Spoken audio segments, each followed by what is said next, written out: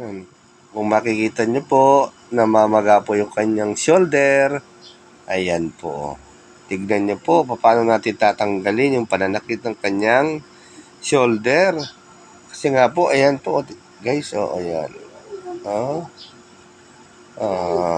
Naninigas po, Naninigas po yung kanyang shoulder, guys. Hanggang leeg po yan, Ayan. Tignan nyo po, Tignan nyo po kung paano natin tatanggalin. Kasi nga po, kapag po nananakit yan, ay pati po liig natin ay konektado niyan, guys. Ayan.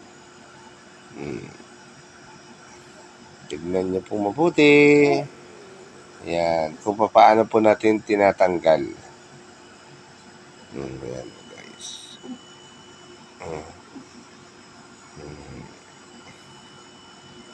Ayan. Hanggang sa kanyang braso, guys, hanggang dito po, namamaga.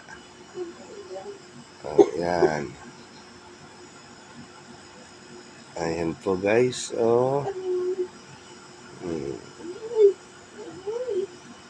Ayan, ganyan po ang tamang procedure, guys, para po matanggal yung pananakit ng ating mga braso. Ayan. Ganito po ang tamang procedure para po mawala po yung pananakit. Ayan. Tignan nyo po. Sundan nyo lang po, guys, ha. Ayan. Dapat po, yung mga ugat po kasi ang dapat natin sundan para po mawala yung pananakit. Ayan po. Tignan nyo pong mabuti. Ayan.